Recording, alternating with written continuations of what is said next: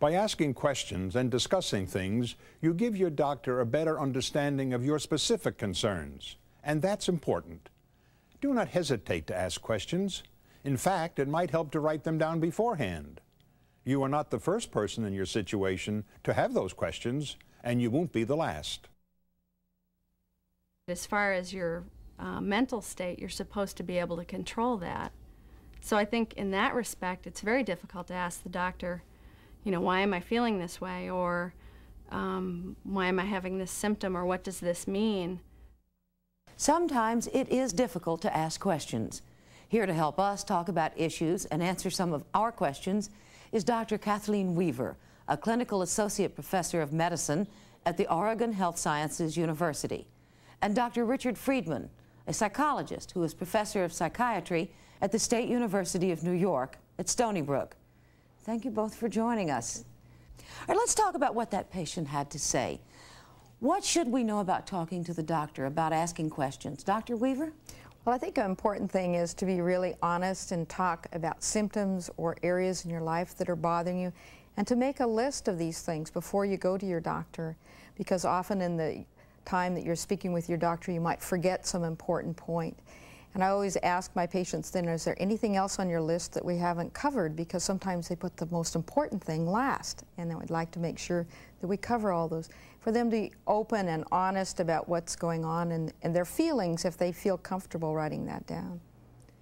Dr. Friedman, is all stress bad for us? I mean, is there stress that's good for us? Well, sometimes people refer to stress, and what they really mean is positive things like weddings and births. And of course, those are good things. But that's not what most people mean by stress. By stress, most people mean something negative and something bad. But even there, perhaps a little bit of stress is good for us. It excites us. It motivates us to get the things done we need to get done.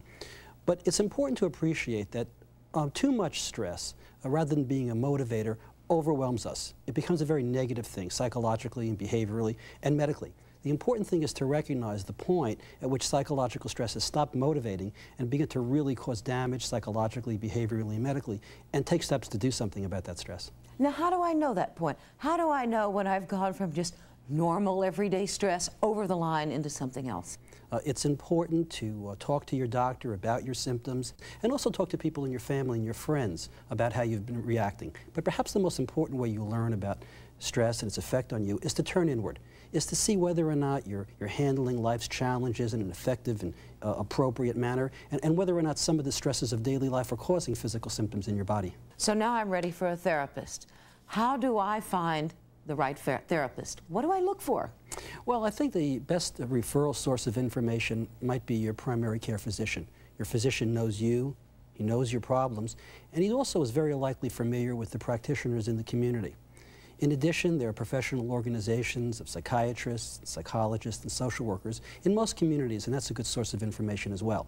But perhaps the most important thing is to develop a relationship with a therapist that allows you to be comfortable, allows you to be open and honest about your difficulties. So therapy is an option, but how do I know whether I need therapy or medication or some combination of the two? Most often my patients present with a physical kind of symptom or multiple physical symptoms, and stress is brought in as part of this.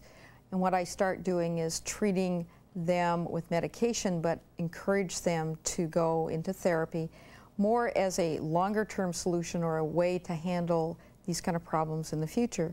Not necessarily meaning that they're always going to have both medication and therapy, but that they'll have the tools that they need to handle this should this come up again in their life. If I have this problem, does that mean I have to deal with it the rest of my life? Well, no matter what course of action you take right now, it's certainly likely to be the case that anxiety and stress are going to come up again in your life. The important thing to appreciate is learning skills on how to deal with them more effectively will certainly make it easier in the future.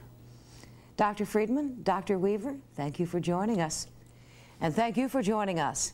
Remember, you can use the booklet that comes with this program to review key points and to take notes. You'll also find a resource guide and a glossary of terms that may be helpful. That concludes our series of reports on stress and anxiety.